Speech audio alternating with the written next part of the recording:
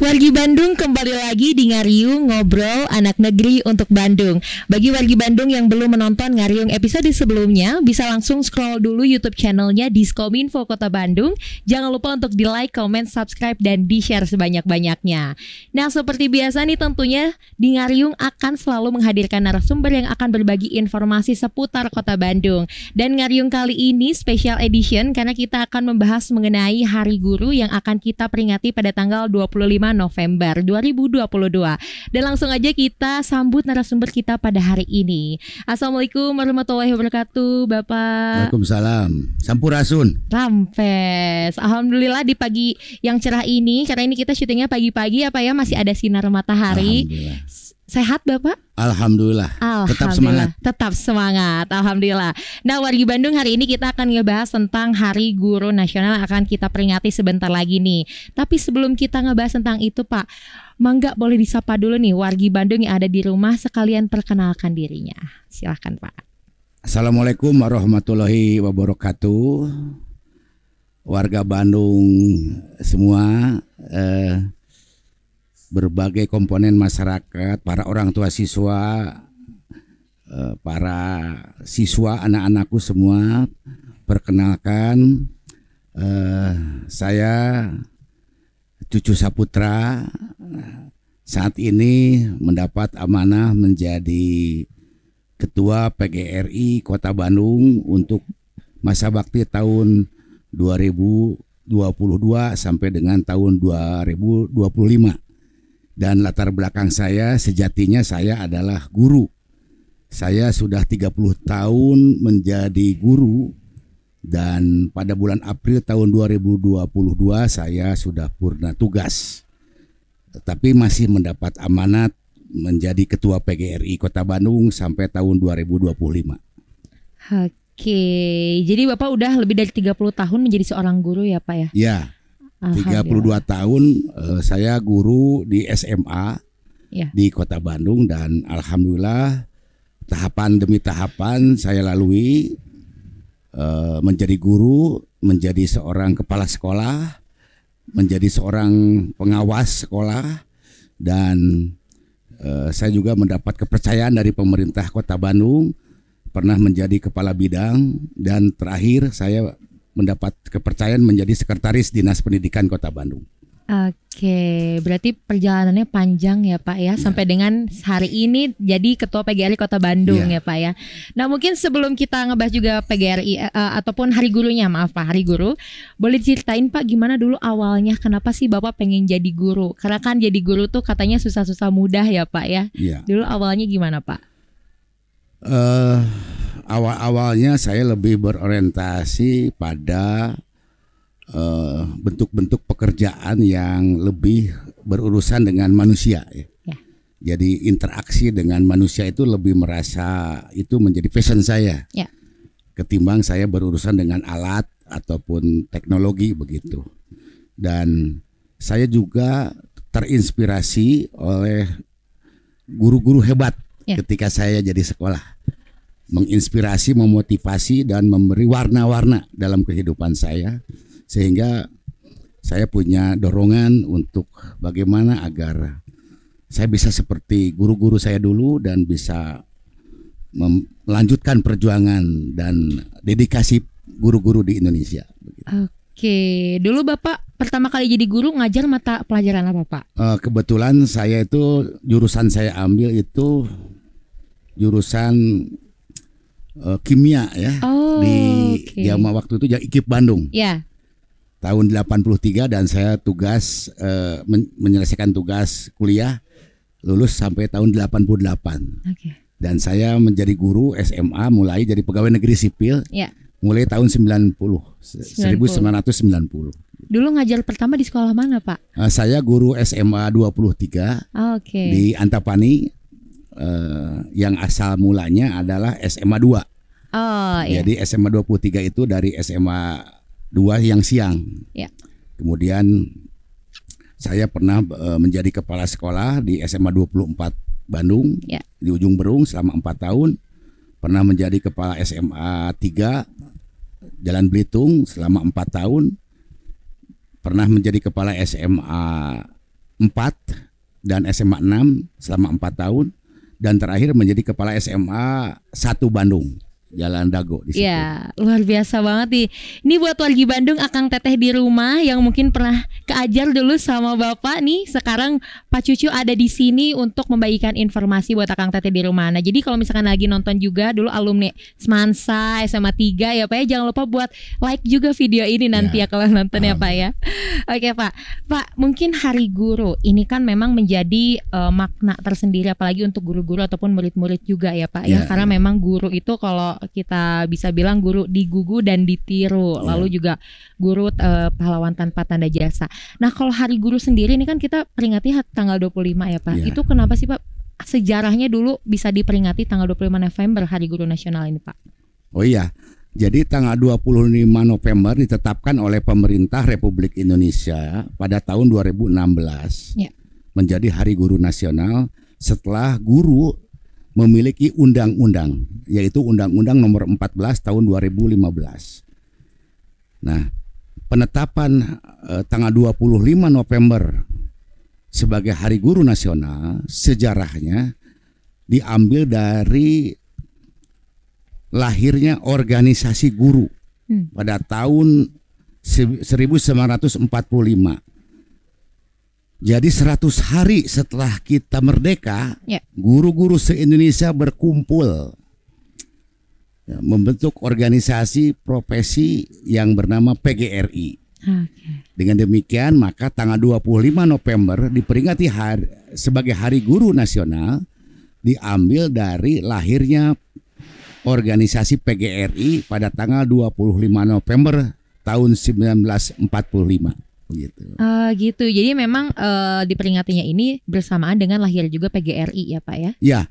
Jadi dengan demikian maka peringatan Hari Guru Nasional senantiasa harus disertakan dengan peringatan lahirnya PGRI. Jadi entitas guru pada tanggal 25 November adalah memperingati hari ulang tahun PGRI sekaligus merayakan Hari Guru Nasional.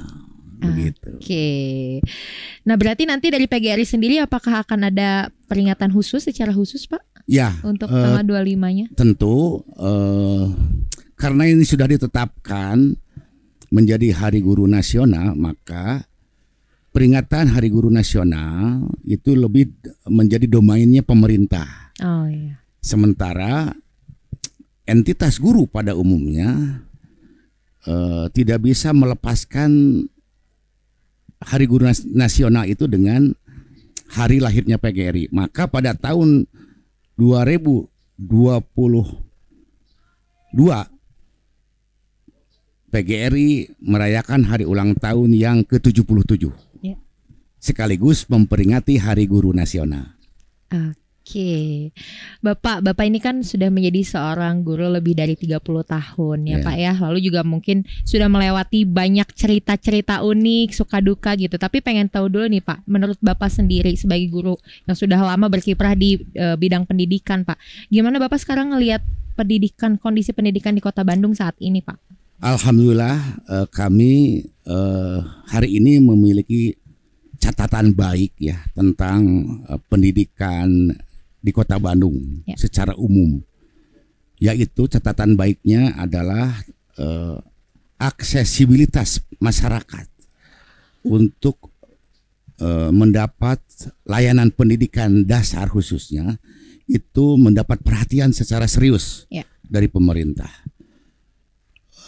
Hal ini terukur dari keberpihakan pemerintah Kota Bandung terhadap masyarakat yang miskin, masyarakat yang tidak mampu untuk mendapat kesempatan atau aksesibilitas layanan pendidikan melalui bentuk kemudahan-kemudahan bagi mereka untuk mendapatkan sekolah di sekolah negeri, khususnya artinya ada kuota khusus untuk orang yang tidak mampu, dan bagi orang yang tidak mampu, yang tidak semuanya keterima di negeri, sisanya itu bisa di sekolah swasta, tetapi biaya untuk pendidikan di sekolah swastanya ditanggung oleh bantuan pemerintah Kota Bandung. Oh, nah ini suatu hal yang perlu kami apresiasi untuk di Kota Bandung.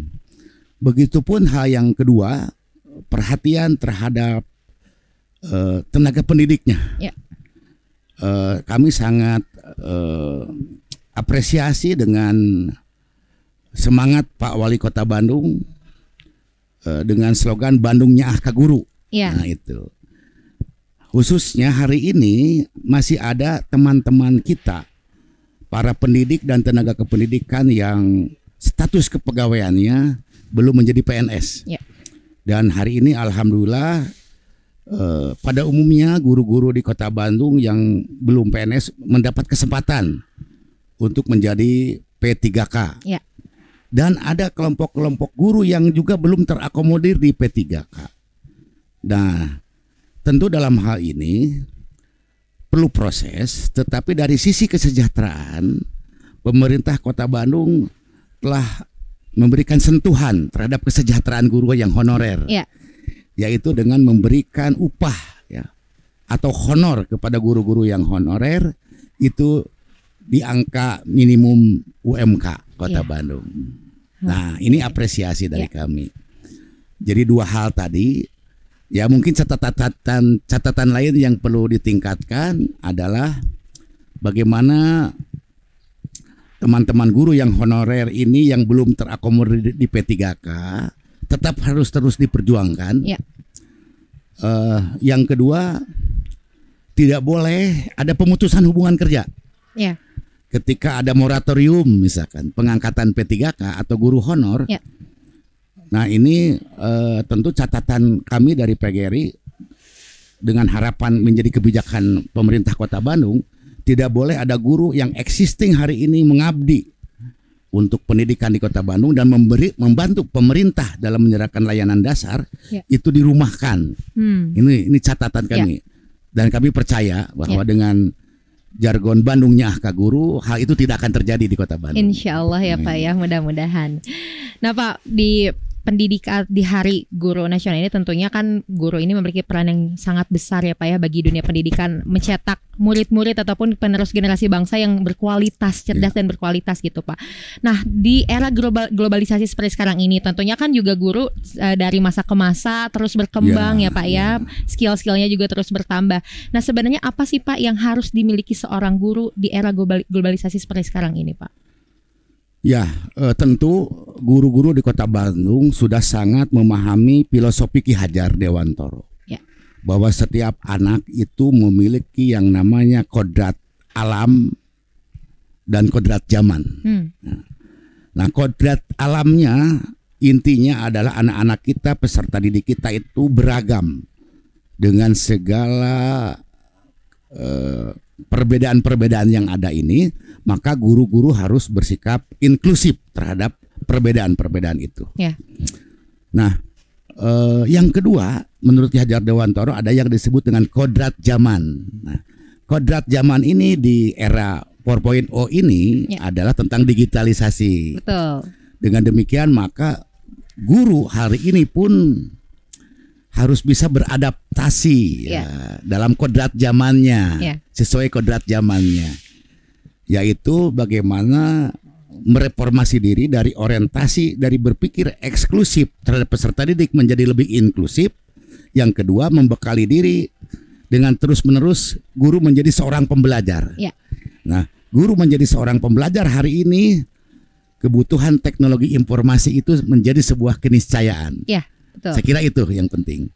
Dan yang lebih penting lagi adalah dalam proses adaptasi ini bagaimana guru-guru punya dorongan yang kuat untuk memberikan layanan terbaik kepada peserta didik, dan yang menjadi subjek atau fokusnya adalah anak-anak didik dengan memberikan layanan yang maksimal melalui upaya digitalisasi.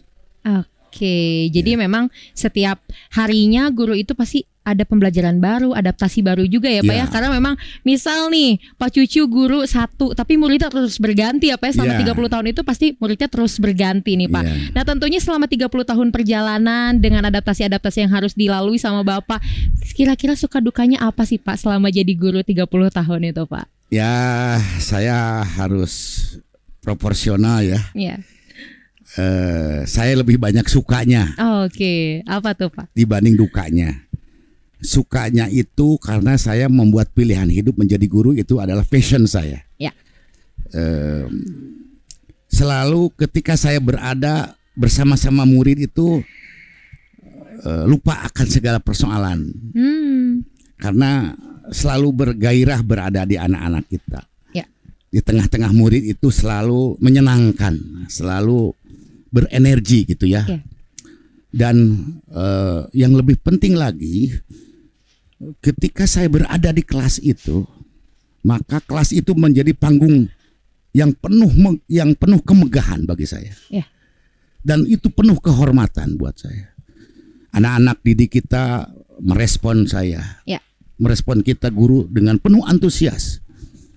Kemudian kita bisa mengelaborasi berbagai ilmu pengetahuan, menitipkan pesan-pesan moral kepada anak-anak didik kita. Betul. Dan itu menjadi panggung megah untuk saya. Dan itu penuh hormat, menjadi kehormatan. Jadi senantiasa saya tiap hari ketika berada di kelas merasa ada aktualisasi tentang bagaimana kebermaknaan hidup. Bahwa sebaik-baiknya manusia adalah manusia yang bermanfaat. Nah saya merasakan sukanya itu ketika di kelas merasa jadi orang bermanfaat. Itu. Ya kalau dukanya itu klasik sih ya.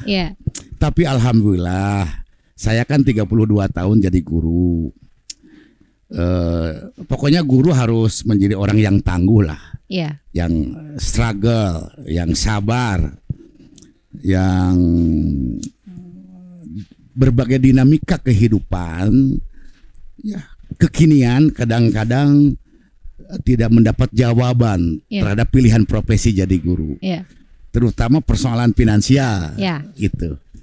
Jadi saya merasakan semakin hari semakin kesinilah begitu. Bentuk-bentuk keberpihakan dan perhatian pemerintah pun semakin baik. Guru mendapat tunjangan profesi sesuai dengan pesan Undang-Undang Nomor 14.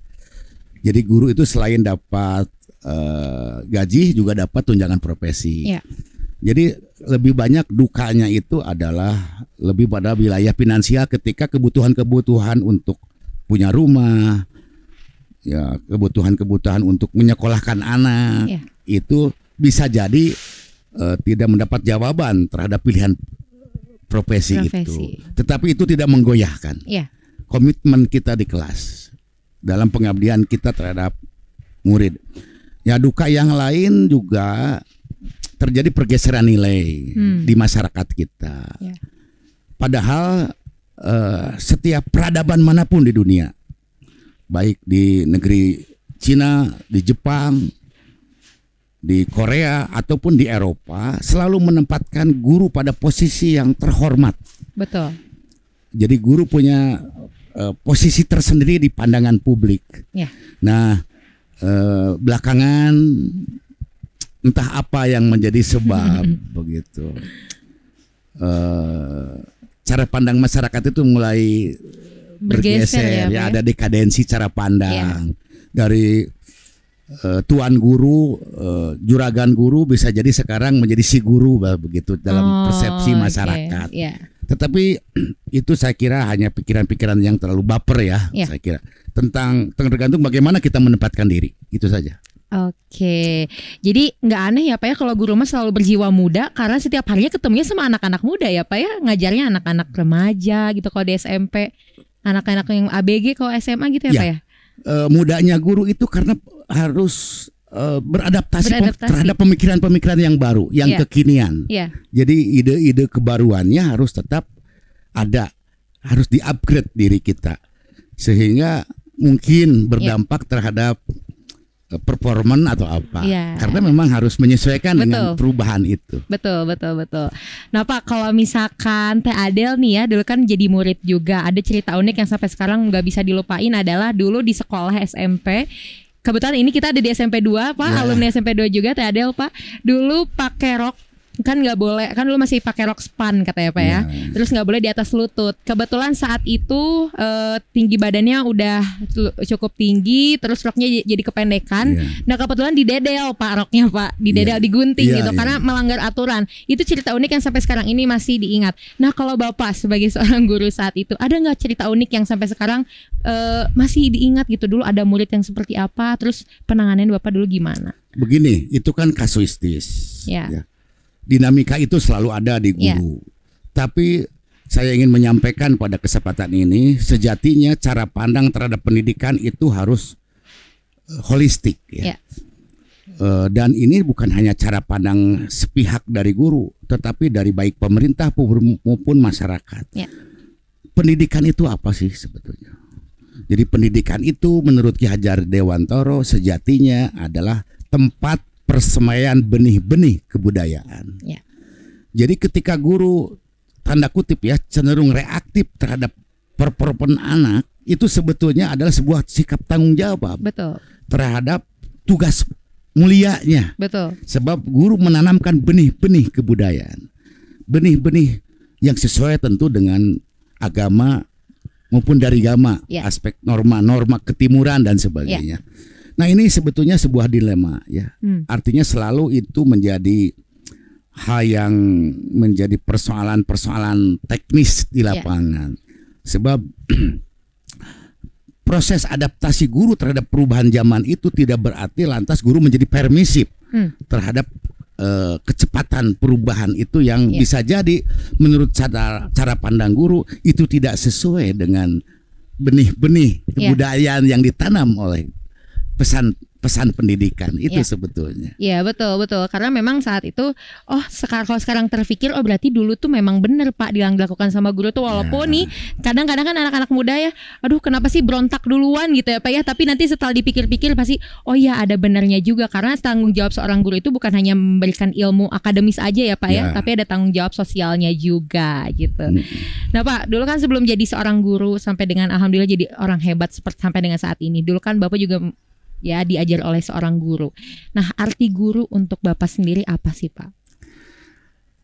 Secara pribadi bagi saya, kebetulan saya tumbuh dan berkembang hidup ditakdirkan menjadi qadarullah. Saya sejak kecil tidak punya ibu. Di usia kelas 3 SD. Dan saya merasakan pengganti orang tua saya. Ibu saya itu adalah sosok guru. Nah, sehingga bagi saya seorang guru itu punya makna tersendiri ya dalam perjalanan hidup saya. Saya merasakan terbangunnya relasi emosi. Bukan hanya bagaimana guru itu mengajarkan ilmu pengetahuan, tetapi sampai hari ini saya merasakan terbangunnya suasana batin ya yang dalam, hubungan emosi yang kuat saya dengan guru-guru saya. Karena memang peran yang diberikan oleh Bapak Ibu guru itu betul-betul dia menjadi seorang pengganti orang tua. Betul-betul mengawal hidup saya, betul-betul memberi motivasi dan melindungi sekaligus. Nah itulah yang mungkin hari ini saya ingin sampaikan pesan moral ini kepada teman-teman para pendidik, bahwa mendidik itu, mengajar itu bukan hanya transfer of knowledge saja, tetapi jauh lebih penting adalah bagaimana membangun relasi emosi dengan peserta didik dan bagaimana menanamkan nilai-nilai pendidikan karakter terhadap anak-anak didik. Sehingga sampai hari ini pun saya menyadari bahwa saya bisa seperti ini karena jasa-jasa Bapak Ibu guru yang memberikan warna ya. Bukan mendikte, bukan mendoktrin saya, tetapi menginspirasi berbagai hal-hal yang realistik dalam kehidupan kita. Dan itu diinspirasi oleh seorang guru. Luar biasa. Jadi makna guru bagi Bapak sangat besar ya Pak ya, pengganti orang tua juga tadi ada ikatan emosional juga dengan seorang guru ya Pak ya. Oke. Nah Pak, mungkin ini menjadi pertanyaan terakhir di obrolan kita hari ini nih Pak. Ini kan banyak banget hari ini alhamdulillah di Kota Bandung guru-guru muda gitu Pak yang nantinya insya Allah akan melahirkan penerus generasi bangsa yang berkualitas. Mungkin harapan ataupun juga pesan Bapak nih untuk guru-guru muda yang ada di Kota Bandung untuk memajukan Kota Bandung. Mangga Pak. Ya, terima kasih kepada adik-adikku, adinda semua ya, guru-guru muda. Pertama, saya ingin menyampaikan pahami betul filosofi Ki Hajar Dewantoro. Ya, ingarso sung tulodo, ing madio mangun karso tuturi andayani. Di depan kita memberi teladan, ya, di tengah kita mendampingi, dan di belakang kita memotivasi dan mendorong. Yang kedua, saya ingin menyampaikan pahami betul bahwa hari ini guru-guru sudah memiliki undang-undang. Di dalam Undang-Undang Guru nomor 14 tahun 2005 ada 4 kompetensi guru. Bukan hanya kemampuan pedagogis, bukan hanya kemampuan profesional, tapi jauh lebih penting dari 4 kompetensi itu adalah tentang kompetensi sosial dan kompetensi kepribadian. Kompetensi kepribadian guru, seyogianya guru tampil menjadi sosok yang memberikan suri teladan kepada anak-anak dengan segala kebersahajaan yang dimiliki oleh seorang guru. Kompetensi sosial, bagaimana guru hari ini mampu beradaptasi dengan berbagai perubahan, mampu menangkap fenomena-fenomena perubahan zaman, sehingga bagaimana guru memiliki peran bagi anak-anak kita menjadi seorang yang bisa menjadi kompas kehidupan untuk anak-anak didik kita. Nah, pesan yang terakhir tentu ya